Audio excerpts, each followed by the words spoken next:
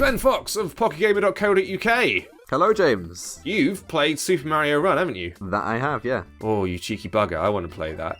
We've got some footage of it running in the background, which has been given to us by Nintendo themselves. I'm going to cut straight to it.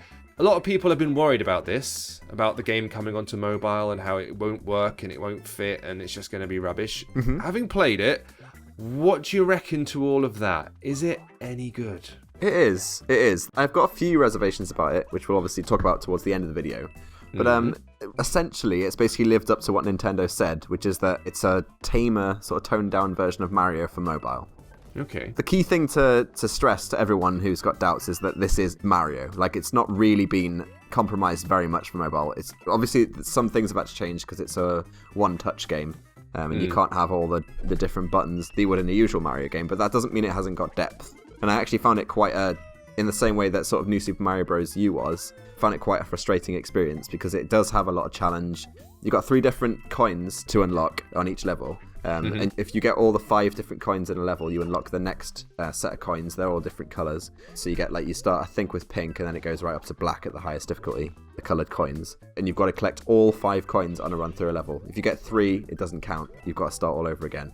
Oh, right. Exactly. So that's where the challenge comes in. If you, like Nintendo stressed to us, if you just want to play a Mario game, and not worry about coins and hard levels, you just want to play it for fun, you can do that. You can just run your way through the level, jump about, do some cool tricks, and then it's over. Or you can play it properly and, gather all the coins and play the different difficulties. Gotcha. So you've already said it's a one-touch control system, so it's just tapping the screen to jump. That's it, isn't it? Yeah, that's it, yeah. But you can jump at certain times to do tricks. That's a new thing. As you can see in the video, Mario's doing lots of, like, parkour-style tricks. Yeah. He's gone well flexible in his old age, hasn't he? He has, yeah. and that's sort of like I think that's what Nintendo's way of adding a bit of depth to the experience. If Mario just jumped, it would still be fun, but it wouldn't necessarily be as challenging. And we kind of associate challenge with Mario. Or at least I do. I'm not very good at it. So that's the kind of good stuff. What about the reservations? What are the things that maybe didn't work quite so well for you? Okay, so it's going to work well for most Mario fans, I should say, actually. The challenge, that is. Because people want that from a Mario game. They want it to be quite tough. They want to replay levels to get their perfect score and get the perfect time. Yeah. So that is a positive. But mobile gamers are going to have it as a bit of a shock to their system. Like, it is actually quite a tough game. I found myself getting a little bit frustrated in the same way I was with the Wii U or Wii or 3DS games. I know Mario is not the hardest game in the world, but it does offer a challenge, and that's not something we often get with mobile games. So how dare you? I know. But yeah, I know what you mean. They can Exactly. tend to lead you by the hand an awful lot. And, Yeah. well, difficulty has kind of been replaced by just grind in some ways. Yeah, Lots exactly. of games make it so that you can't get past a certain level because you don't have the right gear because you haven't played it enough. Whereas Exactly. this isn't about collecting gear or anything. This is about actual skill. Exactly. And if you lose all your lives, for example, you'll be booted right back to start the world. So it can be quite punishing and brutal. So I don't think that's a negative. I think Mario fans are going to love that. But people who are just fans of mobile games, playing Mario for the first time, might find it a bit frustrating and a bit difficult. Okay. Another one is the control scheme. Although it's good, it's a one tap, you can do tricks, you can do cool backflips and stuff, it's still ultimately compromised for mobile. Because, you can't do the crouch and dash jump that he could do on console. Yep. You can't run. You can't choose different speeds. You're always running, essentially. So it's not true Mario experience. It's as close as you can get on mobile. I think they've done a damn fine job. But ultimately, real Mario fans are going to consider it a lesser experience because it is. I've noticed they've used the same trick they've used in a bunch of Endless Runners. For example, arrow blocks will allow Mario to change direction or perhaps bouncing off walls at times, which is how you get around not being able to tap left or tap right. Exactly, yeah. We've got to split the fan bases between people who love mobile games and people who love Mario games.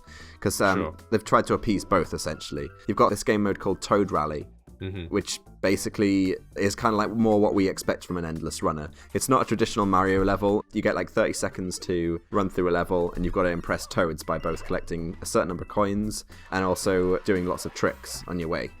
So it focuses on that trick aspect of the game and the speed running and the coin collection. And you can do it as many times as you want, providing you've got rally tickets, which you unlock by forming in the normal levels well.